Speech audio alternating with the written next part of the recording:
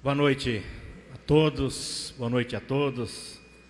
Feliz de estar aqui na cidade de Olímpia, essa importante cidade turística, na região administrativa de Barretos, para a 12ª audiência pública da Comissão de Finanças e Orçamento.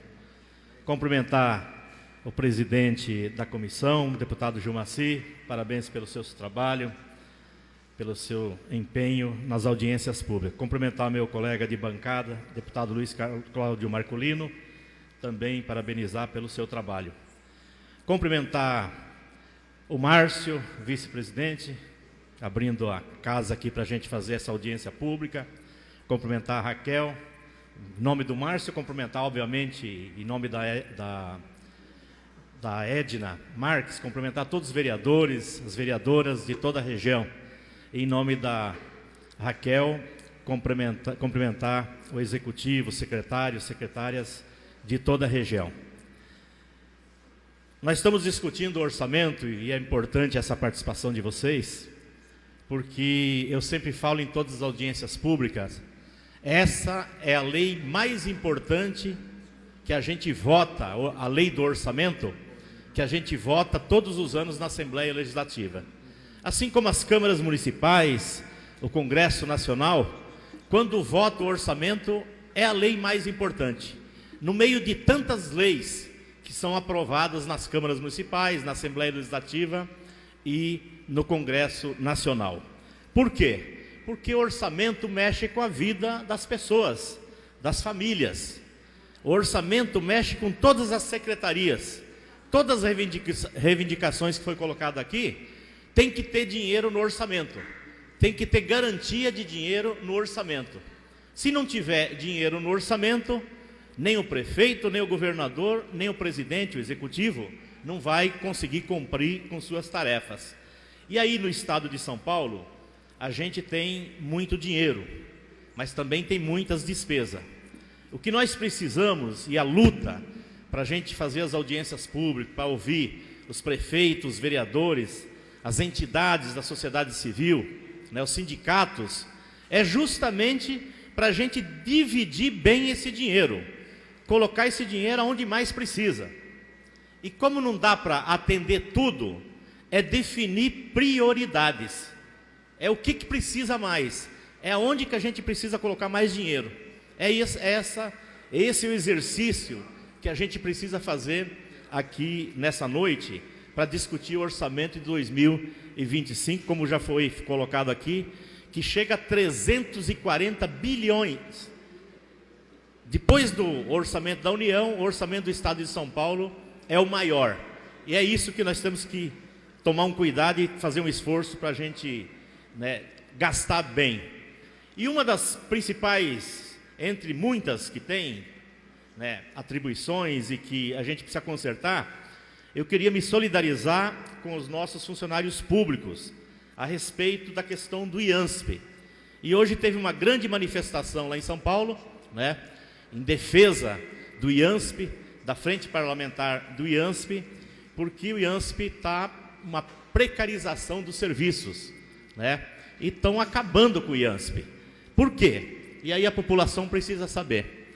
Foi combinado, sempre aconteceu isso, de que o Estado coloque, é descontado do funcionário, por exemplo, 2%, descontado no Lerite, o Estado tem que colocar 2% também. E isso veio há muito tempo. Muitas vezes o Estado não colocava, mas colocava uma grande parte. E a gente reclamava que tinha que colocar a mesma quantidade que é descontado do funcionário público. O que aconteceu de uns 3, 4 anos para cá? Desde o Dória, depois do Rodrigo, e agora está continuando com o Tarcísio. Desconta do funcionário público e o Estado não coloca a sua parte. Aí a conta não fecha. Aí falta dinheiro para os funcionários, para os profissionais, falta dinheiro para comprar remédio e existe uma precarização do hospital do servidor público, falta dinheiro para as parcerias, os credenciamentos, por exemplo, as Santas Casas, os hospitais filantrópicos e outras clínicas, por exemplo, que têm parceria com o IANSP. Todo mundo está tendo problema por falta de repasse. Então o Estado precisa colocar a sua parte, colocar o dinheiro, mais uma vez, no IANSP.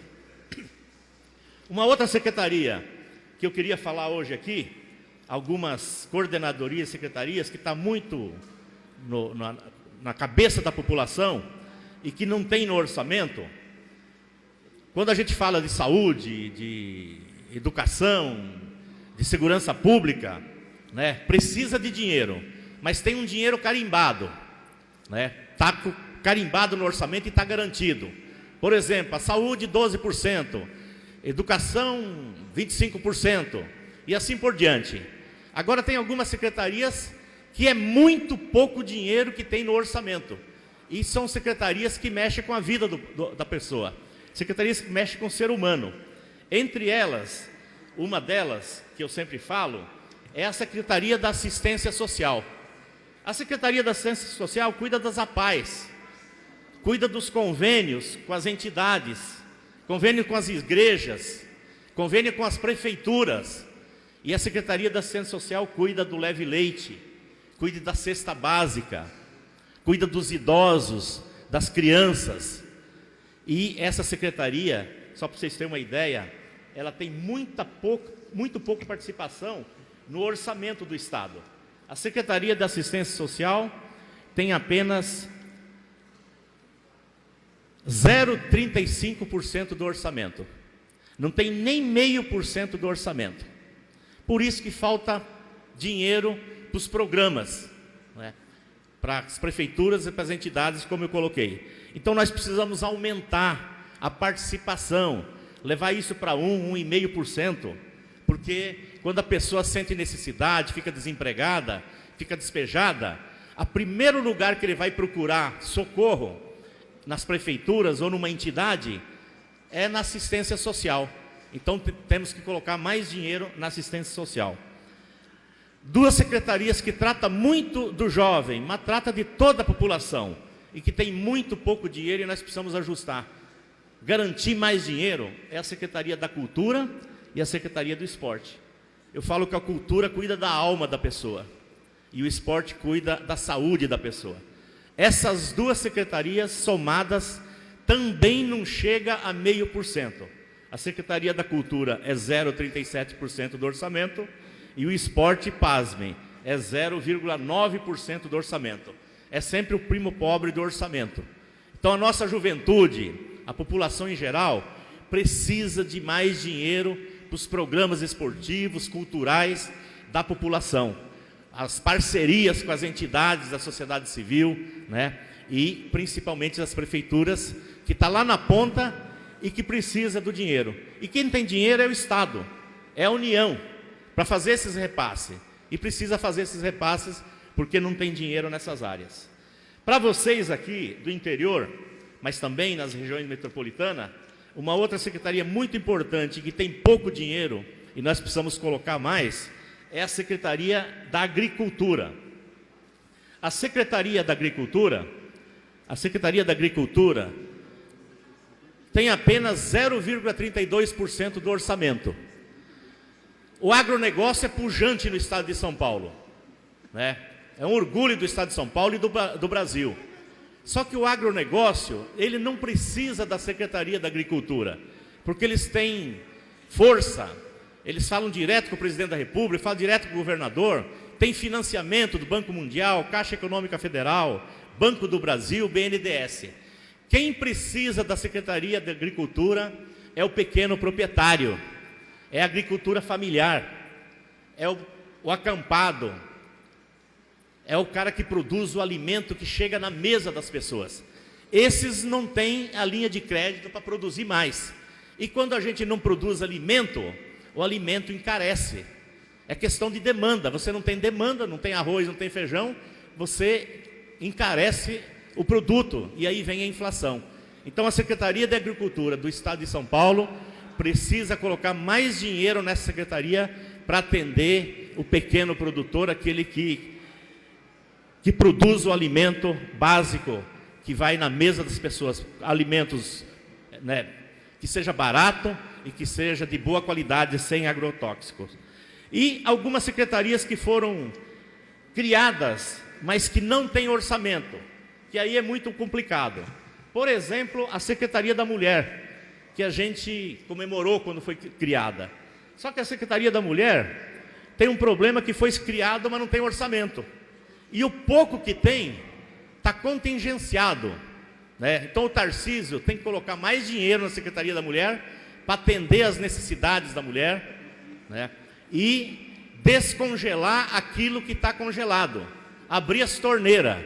Nós já estamos no mês de abril, terminando o mês de abril, e há muita reclamação em todo o estado de São Paulo, dos prefeitos, né, dos vereadores, das entidades, que o dinheiro está represado.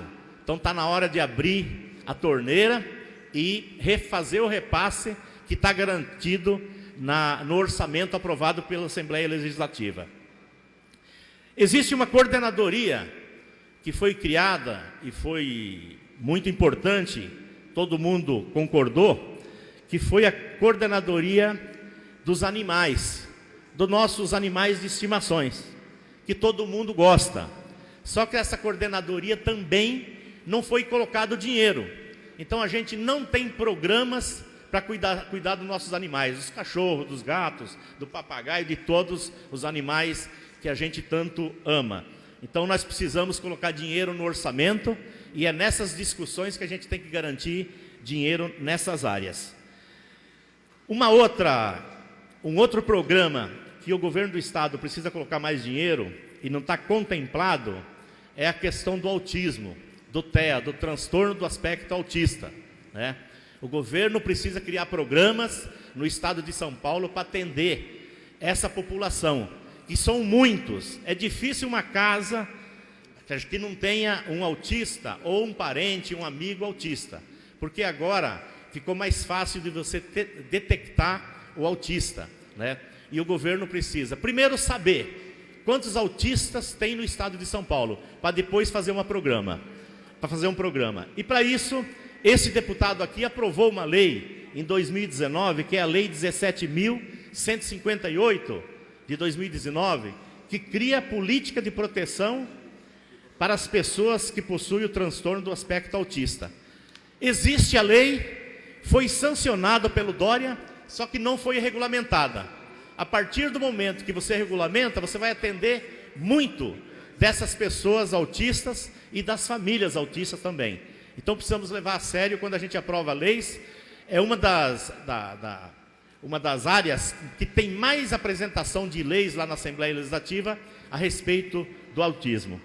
E um outro projeto, e aí eu queria só comunicar para vocês, também nessa área, que eu apresentei lá e eu espero que seja aprovado, é o PL 1005 de 2023, que institui o auxílio para mães atípicas e responsáveis atípicos.